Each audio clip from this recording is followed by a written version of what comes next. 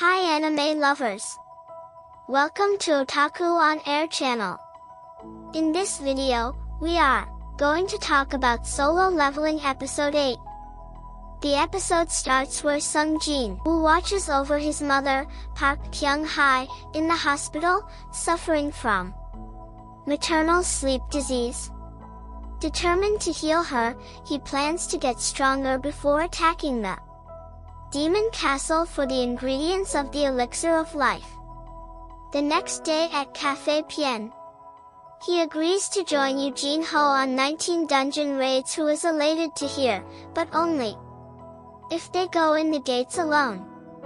While Jinho notes that gates require 8 hunters minimum, Jinwoo tells him to hire hunters to fill the quota, similar to how Hwang Dong-suk operated. Jinho agrees, as he will be able to impress his father by clearing the gates with 0 injuries or deaths. After her training at a track field, Cha Hae-in senses a man watching her during her break. After being called out, he approaches, introducing himself as Yoo Byung-gil from Eugene Construction, and hands her his business card. They talk about the company's plan to establish the Eugene Guild, considering her for the role of guild master. In a tense car ride, Jinho listens anxiously as his father, Yoo Myung-han, discusses how dungeons have completely reshaped business since they appeared 10 years ago. He mentions how the 5 major guilds in their country are rich and have all the power, emphasizing the need to form their own guild to stay competitive, especially given their reliance on dungeon materials. The plan is to have Jin Ho's brother, Eugene Sung, lead as vice guild master under an S-rank hunter, leaving Jinho out of the equation. This makes Jinho tense and worried about the risks and his own potential, feeling sidelined. After completing his daily quest, Jinwoo discovers he can't overclock the requirements to get the key for the Demon Castle as he did before, ending up with a worthless bingo card. Instead, now at level 26 and wandering the city, he considers hunting the giant centipedes he faced in the penalty zone for experience. However, he quickly dismisses the idea, doubting his strength and if they do have rewards. Just then, a notification pops up from the Hunters Association, calling hunters for an urgent D-rank dungeon.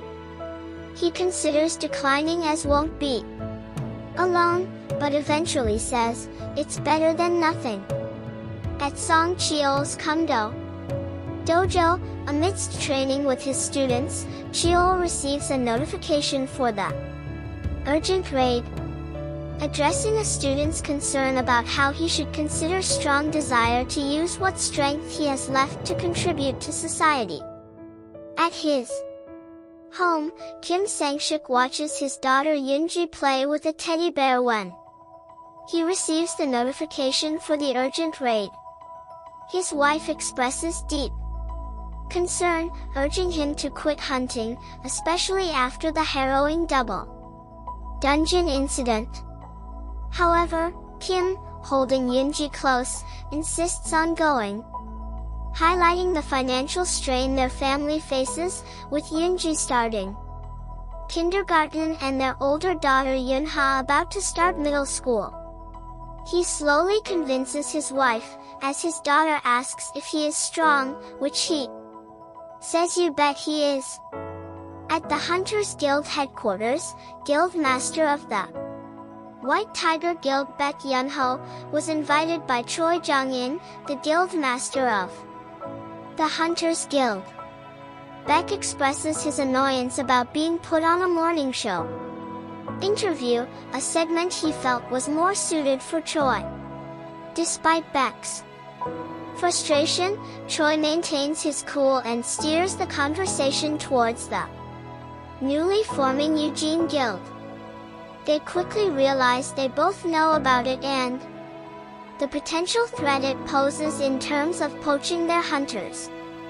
Yet, Baek, known for his impatience, cuts straight to the chase, pressing Choi to reveal the real reason behind their meeting. Lee Joo-hee finds herself in a tense conversation with her mother over the phone, offering only minimal responses when her mother suggests she quit and return home. Joo-hee loses her patience, sharply telling her mother to stop controlling her life before abruptly ending the call. Wrapped in the solitude of her bed, she's haunted by doubts about her place and worth. However, thoughts of Jinwoo's relentless pursuit of strength inspire her. Determined to face her own weaknesses, she resolves to persevere. Amidst these reflections, her phone buzzes with a notification for the same D-rank raid that Jinwoo, Song, and Kim have been called to. Cha Hae-in pays a visit to Choi's office, arriving just as Baek is leaving.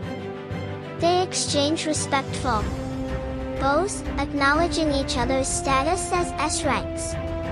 Inside, Hae-in shares with Choi that Eugene Construction approached her with an offer to become their guild master, an offer she declined. Choi expresses his relief at her decision, grateful she chose to stay and share this information with him.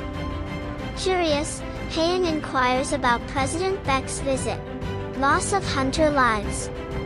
For the first time, Baek saw a shift in Choi's usually composed demeanor as he spoke of the haunting memories from Jeju. Baek's thoughts linger on the island and the loss of Yeonseok, a comrade who died there.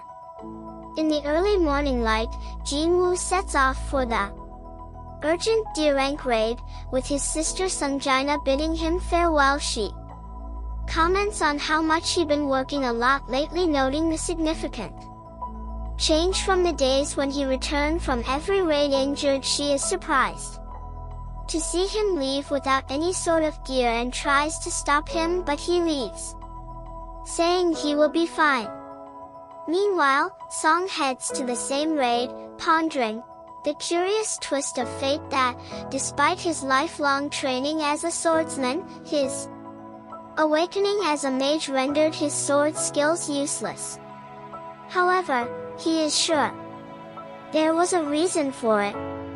During the walk, Song catches sight of Jinwoo and can't help but be taken aback by how much he has changed.